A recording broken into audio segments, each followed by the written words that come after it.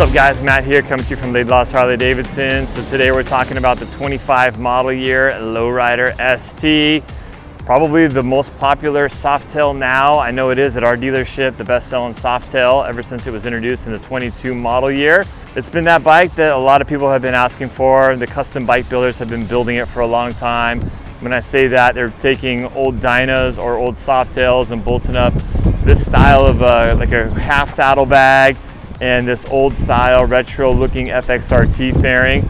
You combine those two things and we have what is very reminiscent of the early 80s FXLRST Sport Glide. So this is kind of that bike reincarnated in a modern version. And it's a package that a lot of riders have been asking for a long time, especially in California where we do a lot of high speed riding on the freeway. A lot of highways in Southern California, the LA area. It's really nice to be able to carry your gloves or accessories or whatever you need in your saddlebags. And when you're doing 65 miles an hour plus, just having a fairing or some type of wind deflection is so nice. You combine those two things into a mid-sized cruiser that has a really good power to weight ratio in the Harley-Davidson world. And they've done a lot of things to the Softail lineup in its entirety for the 25 model year. And so you combine all those things and this bike is just kind of a grand slam this year. So we just got back from a short ride on the new 25 Lowrider ST. We've got two of them behind me right now. We've got the wonderful blue with the chrome, which is new for 25. Previously, since they launched it in 22, you could only get this bike blacked out. And so it's really cool to see them bring chrome back. And then of course, you can still get it in the fully blacked out trim. So those of you who have not gotten off the all blacked out train yet, that's still available to you. So don't stress out. But I was really impressed. Matt had me ride a little bit more extensively the 25 Lowrider S, which has a lot of the same changes that the ST features, but all of those changes, all of those improvements translate just as well to this bike as they did to the 25 Lowrider S. And in some ways, it makes me wish that this bike had been out when I bought my 21 Lowrider, and I wish it had been out when I bought my 18 Lowrider S, or Lowrider that I kind of converted into a Lowrider S, because it's just such a complete and well-dialed package at this point that it's kind of hard to justify buying any other Softail. Don't get me wrong, if you're looking for the style of the Breakout or the style of the Fat Boy, those are iconic models and I could totally understand why someone would choose that. But for someone who's gonna be riding a lot, this is one of those bikes in the lineup that it's definitely should be on your short list. If you're planning to do a good chunk of miles, if a lot of it's gonna be high speed highway, and a lot of it's going to be fun, twisty roads, the Lowrider ST is at this point just kind of unmatched in how well it handles all of those things. Sure, the baggers on super long distance rides are going to be more comfortable, but they won't be as fun as this bike when you get a twisty section, other than maybe like a Road Glide ST, CVO that is. And a lot of that comes down to the enhancements that they made for this year, where the boxes that this machine checks, even in comparison to something like the new Road Glide and Street Glide, those bikes fall short of this in certain ways. Riding this again today, it just kind of really solidified that for me.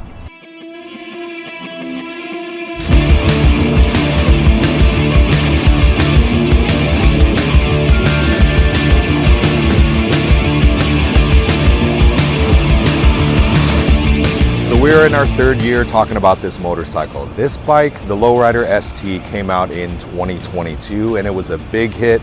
Ever since then, the bike has been doing really well, and rightfully so. It's a very popular bike. It has a lot of great features, and I think it really hits in that middle zone where you don't have to get a cumbersome big bagger, but you also have some of the features that are beneficial, like having some wind protection and having some storage options as well. So what's changed in 2025? We've got a few different trim options, but most importantly, we've seen the change in the electrical architecture of the bike. So my favorite thing about this change is that we now have ride modes in the bike. If you've seen any of our videos from the past, one of the biggest things that we like about the Pan America, which is where this electrical architecture comes from, is that it has so much variability in what you can do with your riding style. So these now have 3 different ride modes on all the Softail chassis bikes. So this is the high output version, but in all 3 versions, you have rain mode, you have road mode, and sport mode. Obviously, sport mode is going to be the most fun. Road mode is going to be kind of what you're used to. Like if a bike didn't have modes that was a Harley, it's pretty much going to be in road mode. Rain mode is basically you're just dampening your throttle response and heightening the intervention of your safety features. So that's kind of my favorite thing about that. Some of the other changes are a little bit more aesthetic. I like that they changed the gauge. I was never really a fan of the small digital gauge that came out on that bike from the factory. So now I like the more analog style. I'm not sure, I think it's just a personal preference thing. Like my mind processes the data better on a round gauge, even though it's all the same data being presented. So this bike is very reminiscent of an older style Harley. So way back in the day, before probably most of you guys were born, there was the Nova project, and they started developing these furniture pieces. And this kind of came into popularity with the FXR frame. I'm an FXR owner, I love my FXR, and the FXRT is kind of the holy grail of the FXR models because it does have that FXRT fairing, it'll have the clamshell bags. There are other different variations of that, whether you want to look at the RP stuff, things with lowers and things like that, but this bike has that feel. It kind of has that FXR aesthetic to it, and riding it, it definitely feels like an FXR. So if I ride my FXR and I ride this, the biggest difference that I'm going to feel is engine power and probably suspension. The suspension has really come a long way. It is an absolute joy to ride, and I'm a little bit taller. I'm 6'1", but I fit on this bike just fine. My knees are a little bit high, but it doesn't really bother me that bad. I'm not going on cross-country touring trips on this bike, but this is the kind of bike that I would love to have as a daily driver, and it can split lanes. It's still skinny, but you still have the wind protection and you can still carry all the stuff that you need to carry. They updated the suspension. They went from a progressive rate spring to a straight rate spring on all the Softails this year. So after riding these things multiple times, I got to ride them in Texas about a month or so ago. The suspension is better over a larger variety of road surfaces, so that is an improvement. All updated electronics in here as well, including speedo. And so you've got little things like LED lighting all the way around it, the front and rear turn signals. There's just a lot of good improvements that maybe don't meet the eye right away. They have a center cooled Milwaukee 8 on here. It's still the same 117 displacement as it was last year, but it has a more efficient cooling system, and therefore they're able to squeeze a little bit more performance out of the motor, which is definitely noticeable, especially in sport mode on this bike. It's nice because they have the new cam in this bike, much like the Lowrider S. So this is the high output variation of the Milwaukee 8 this year. So there's 3 variations of the Milwaukee 8 on the Softails. So you have your classic on the Street Bob and the Heritage, you have your custom on the Breakout and the Fat Boy.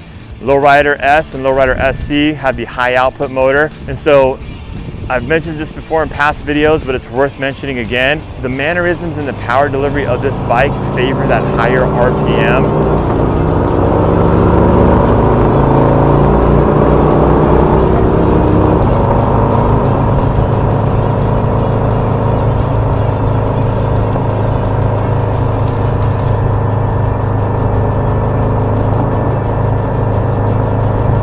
So if you're a guy that maybe calls himself a throttle jockey style type of rider that likes to keep that RPM high, downshift, wind it out, this is the bike for you. It does favor a little bit more of an aggressive riding style. Now, as far as comfort goes, this is a bike that you can take long distance. It's great locally as well, like some of the other guys mentioned. The seat isn't as comfortable as, say, some of the other bikes that are more touring focused in the Softail lineup, mainly the Heritage. In fact, when I had my pick of the litter when we were riding in Texas, I actually kind of favored the Heritage just because of my height in its stock form. Just the Heritage with the floorboards out front allowed me to stretch my legs out a little bit more, and the seat on the Heritage is a lot more comfortable than this. So in its stock form, the Heritage is a more comfortable all-around touring bike. And so if you're looking for a long distance bike in the Softail lineup, those are kind of the 2 obvious choices, the Heritage and the Lowrider ST.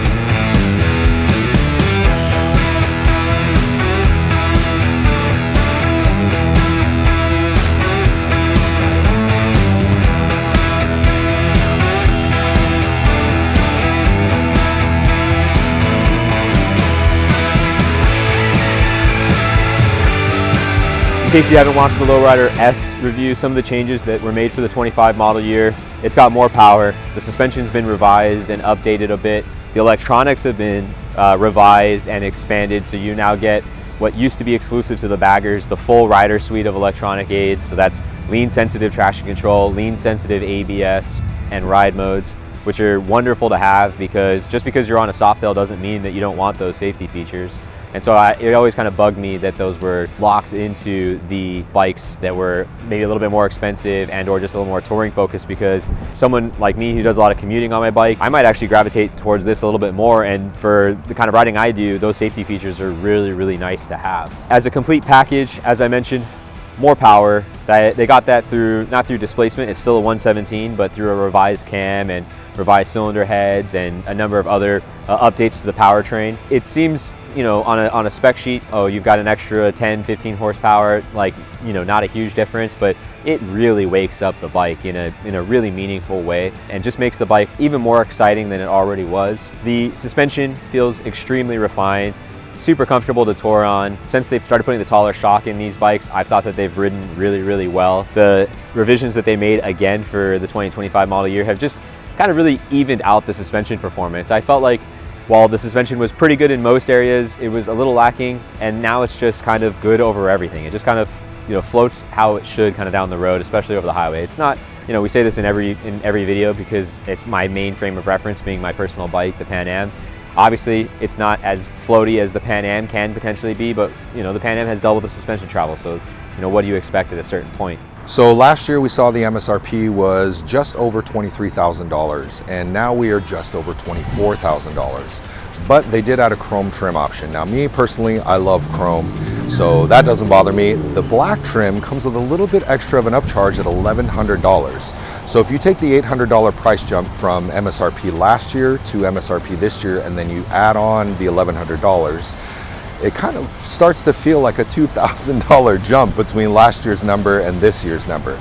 So that's really in the eye of the beholder. If you value the new things, you like the new trim on the bike, you like the new motor and the way they designed it, you like the new ride modes and things like that, that is definitely eye of the beholder whether you see value in those things or not.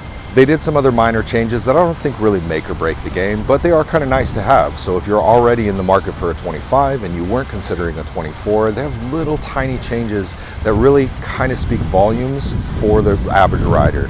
So you have things like an adjustable brake lever. The other thing that I'm glad they added is the trim color differences. So having a chrome trim version really brings a little bit more variety into the lineup. So previously we'd only had two color options outside of the enthusiast or the icons version. So the first year we had black, obviously, and gunship gray, and then the second year we had black again and white sand pearl. For those 2 years we had the icons, which was the El Diablo, which is a limited run bike, and then we saw the Fast Johnny, we saw the enthusiast bike come out for the tobacco fade, and this year it seems like we have a lot more variety even without having an icons or an enthusiast yet. I don't know if they're coming out with that or not.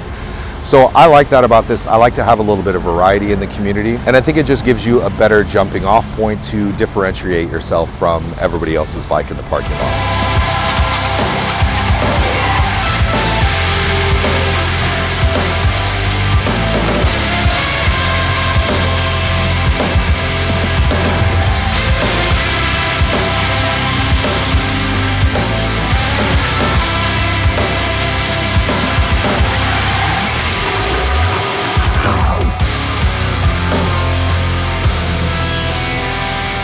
Now the Lowrider ST delivers a style that's more that FXRT, Dyna, and modern day Softail style that so many guys love now. The cool kids, or whatever you want to call them, are riding these bikes. So if that's the style you're going for and you want more of a long distance touring focused bike, this is your option. If me personally, a tall guy, were to buy this bike, I'd change the seat, have it bring me back a little bit more, and I would also consider forward controls on this bike as well.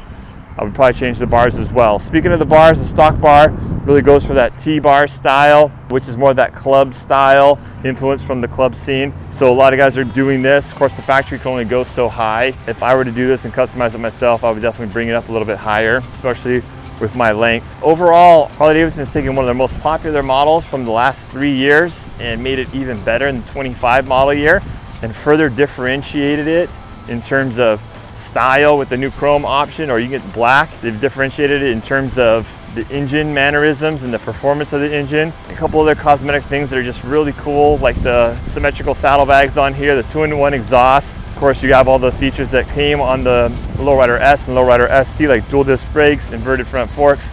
So So it really is just a good overall performing package. I don't know why these bikes haven't had a 2-in-1, which is something I've been crying out for from Harley for a long time. It seems like every aftermarket pipe in existence for this style of bike has been a 2-in-1 for a couple of decades. I mean, my dad's FXRs had a 2-in-1 on it for like decades, so the fact that this didn't have a 2-in-1, but the Sport Glide had a 2-in-1 was kind of, it just seemed like a significant oversight to me that these bikes would be leaving the factory with anything other than a 2-in-1. So it's great to see that.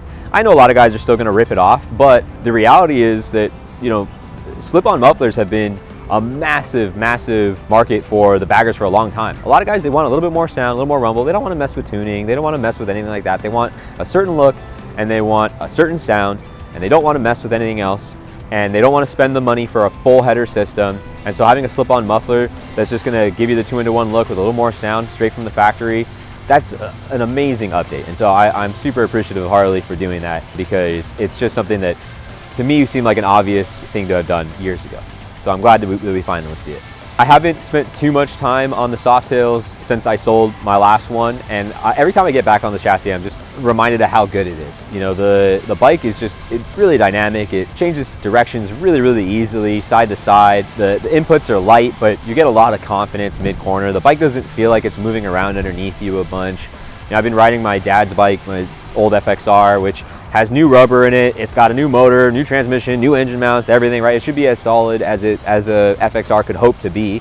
It's got, you know, good suspension front and rear, and the bike's just nowhere near as composed as the new Softails are, especially the Lowrider S and ST with their inverted front end and their slightly taller suspension and their really handling focused wheel fitment and tire fitment. The bike just, they handle like a dream. You know, out of the box, these bikes, the ceiling of them is quite high. Combined with their comfort for touring, the practicality of the bags, the wind protection of the fairing, you know, they kind of are do-it-all machines when it comes to road riding. And you factor in the personality and the charisma of the Milwaukee 8, and it's not hard to see why this is the best-selling middleweight cruiser that Harley has, you know, because it's just kind of a complete and comprehensive package.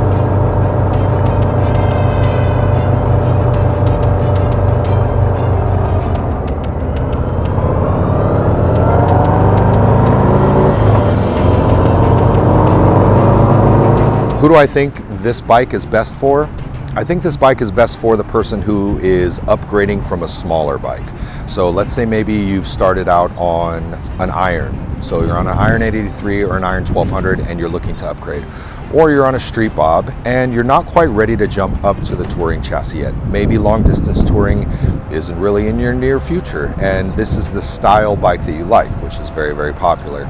I think those people moving up to this are going to see a huge benefit, whether you're coming from an iron or you're coming from a different brand of bike and you're moving up into that more capabilities. This bike can do everything really, really well.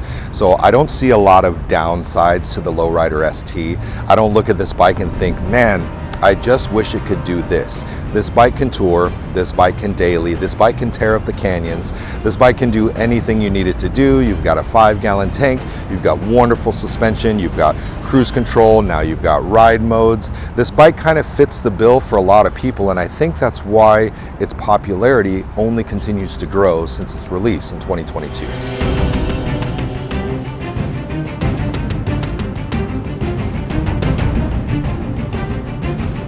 As always, thank you guys so much for watching. If you are in the market for a motorcycle, new or used, and you're in the Southern California area, please feel free to look us up and give us a call. We're a phone call away. Check us out, come down to the shop and say hi, and we'd love to take care of you guys. As always, Laidlaw has no added dealer fees. We don't do any dealer markup, we don't do any dealer fees, prep fees, or anything like that. Just straight up good old-fashioned business. Thanks again for watching, guys. We'll see you on the next one.